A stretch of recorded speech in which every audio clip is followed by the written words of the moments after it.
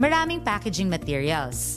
Glass, cans, plastics, flexibles, metal closures, at iba pa. Each one has pros and cons. Kaya importanteng pumili ka ng tamang material para sa product mo. So, paano ka ba pipili ng packaging? Tanungin mo muna ang sarili mo. Liquid ba o dry ang product? Gaano katagal ang shelf life na gusto o kailangan mo? Pang-local ba o export? Madali ba itong mai-transport? At syempre, bagay ba ito sa branding mo? Bonus points din kung sustainable packaging ang gamit nyo because eco-friendly packaging is in.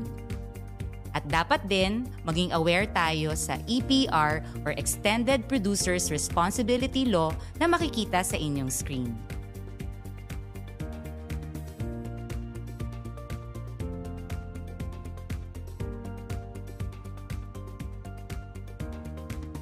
Tandaan, mas conscious na ang mga customers ngayon.